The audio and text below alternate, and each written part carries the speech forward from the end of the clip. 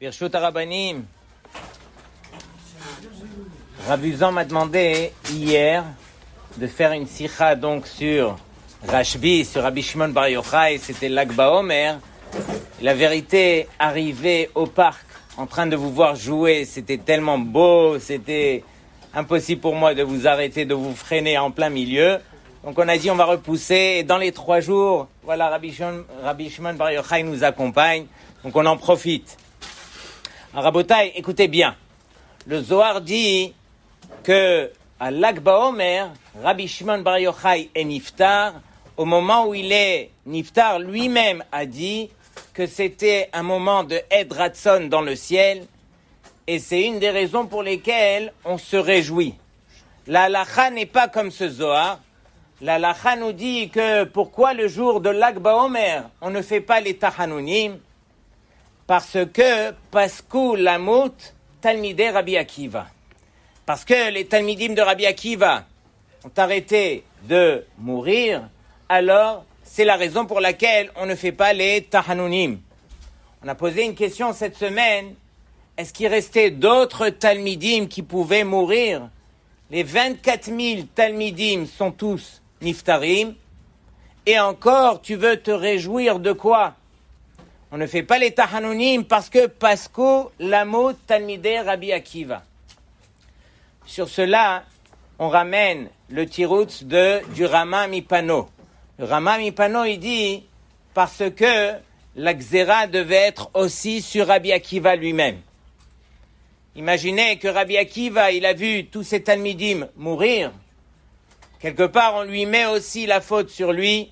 Le grand berger, Rabbi Akiva, il voit tous les moutons mourir. Et donc, Akadosh Baruch Hu, il a été merachem sur Rabbi Akiva. Et Rabbi Akiva ne s'est pas découragé. Il est descendu Etzel Rabotenu Sheba Darom. Mais à ce moment-là, la Gemara, elle a dit que Ha'olam, tout le monde, il était shamem. Il est devenu néant. Toute la Torah, Rashi dit que toute la Torah de Rabbi Akiva a été oubliée. Et à partir de là, Rabbi Akiva, comme on a dit, ne s'est pas découragé. Il est descendu à former 5 Talmidim, dont Rabbi Shimon Bar Yochai. Et sur cela, on se réjouit. On se réjouit le fait que Akadosh Baruch Hu a préservé Rabbi Akiva, qui lui a pu transmettre toute la Torah qu'on a jusqu'à aujourd'hui.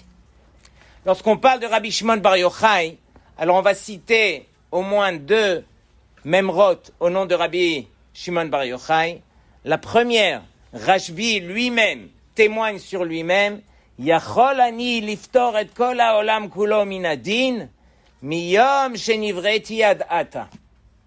Rabbi Rashbi dit que je peux épargner, je peux faire pardonner tout le monde, minadin. Il y a le din sur le monde, je peux épargner ce din grâce à mon mérite depuis ma naissance jusque-là. Et si je rajoute Elazar, mon fils, avec moi, depuis la création du monde jusque-là, et si je rajoute aussi un 3e qui s'appelait Yotam ben Uziyahu, alors depuis la création du monde jusqu'à la fin des temps. Entre parenthèses, qui était Yotam ben Uziyahu? Rashi nous dit ici que Uziyahu était un roi chez les Béné Israël, et Uziyahu avait eu la lèpre. Et du fait qu'il était mis en quarantaine, il ne pouvait plus agir en tant que roi. C'est son fils qui avait pris la place. Mais regardez la grandeur de Yotam, son fils, qui lui a pu faire cette mitzvah aussi chère de Kiboud Av. Et donc, grâce à cette mitzvah, où lui, qu'est-ce qu'il a fait? Il ne faisait que rapporter les paroles de son père, comme si son père était encore en train de régner. Et donc, quelque part, personne ne s'est rendu compte qu'il avait eu la lèpre, parce que c'est lui qui continuait à donner les ordres sous la bouche de son fils Yotam. Et par cela, la Gemara nous dit que, regardez bien, d'un côté, on a Rashbi et son fils, et de l'autre côté, Yotam ben Uziyahu. Quel était son mérite? Kiboud Av. Imaginez Kiboud Avahem, combien c'est cher aux yeux d'Hachem, au point de permettre au monde de se faire pardonner le din jusqu'à la fin des temps. Et lorsqu'on dit jusqu'à la fin des temps, c'est Kollel, ça inclut aussi Internet avec tout ce que cela comprend. Imaginez le srout de ces rabbanim. On ne s'arrête pas là. Rashbi dit que...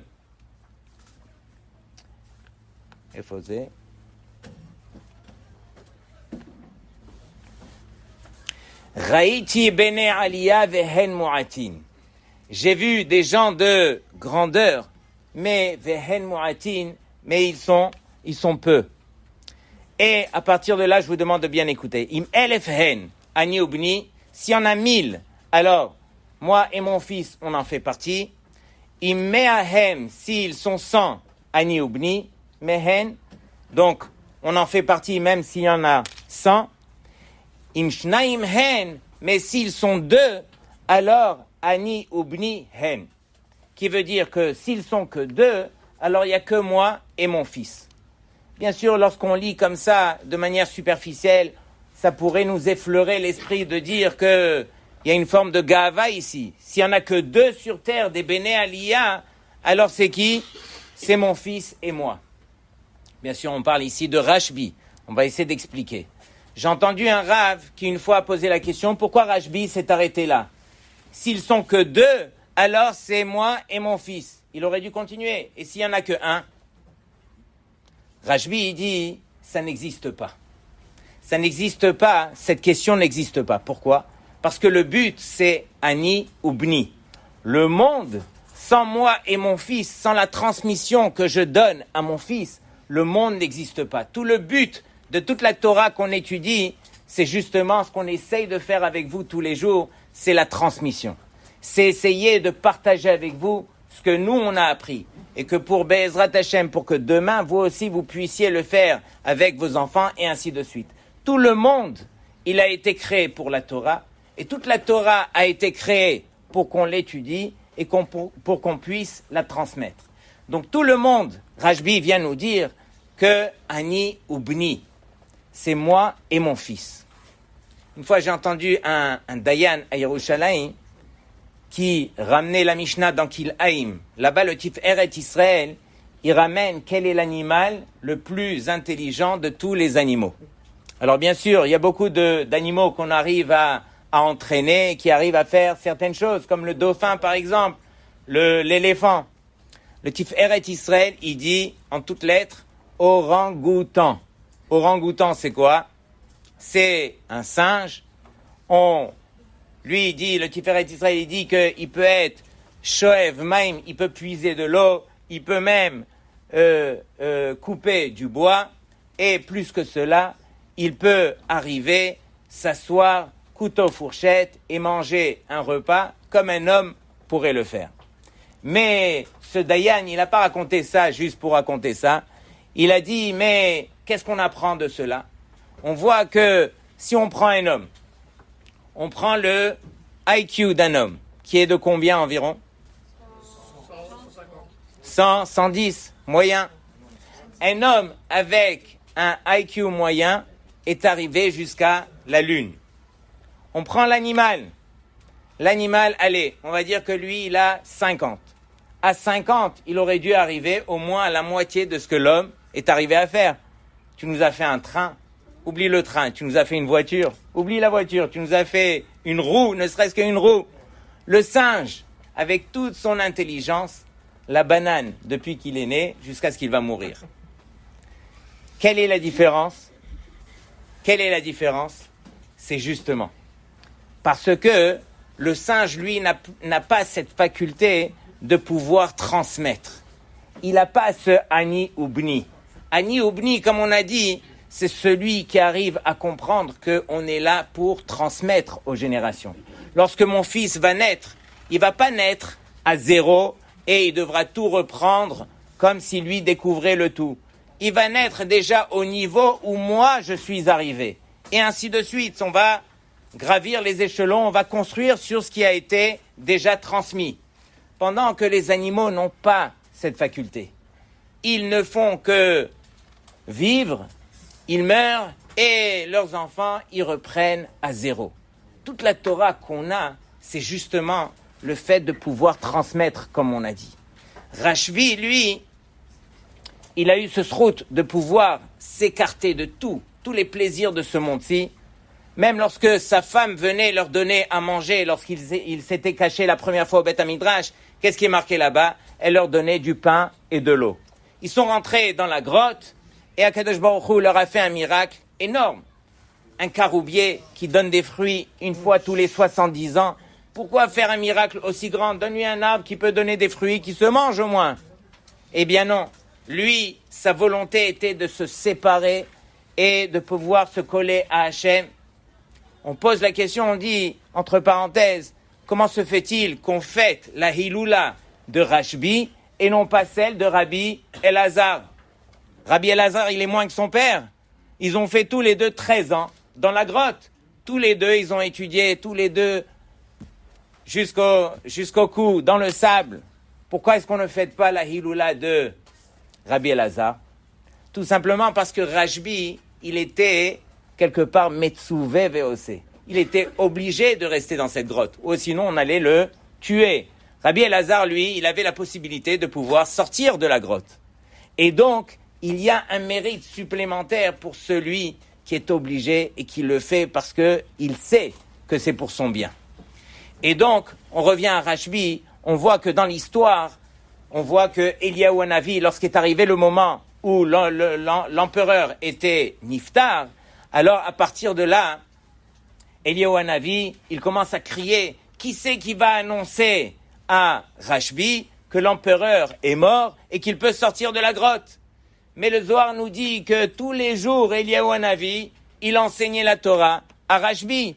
Tous les jours, il était avec lui. Il ne pouvait pas lui annoncer que l'empereur était mort.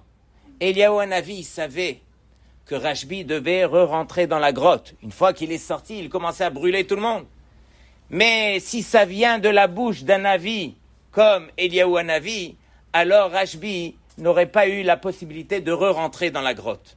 Et c'est la raison pour laquelle Eliyahu Hanavi s'était forcé de trouver quelqu'un de l'extérieur qui allait lui annoncer cela. Mais on revient à Rashbi.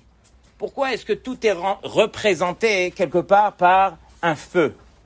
Pourquoi est-ce que en Eretz Israël, on fait des madourot à Armentières, Birlal? On aurait dû aller hier soir voir les feux là-bas. Dans tous les cas, on voit que Rashbi, lorsqu'il est sorti de la grotte, alors il ne pouvait pas s'empêcher de faire brûler. Pourquoi cette histoire de feu? Il y a une belle Gemara que tout le monde connaît ici, dans ma Sechet Sukkah d'Av Kafchet. Là-bas, la Gemara, elle cite les Talmidim de Hillel Azaken.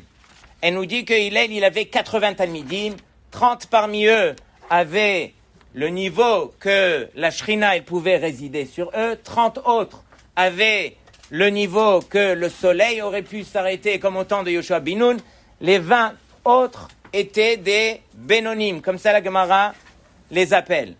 La Gemara, elle demande, mais qui était le plus grand parmi les 80 Talmidim? Yonatan ben Uziel. Qui était le plus petit?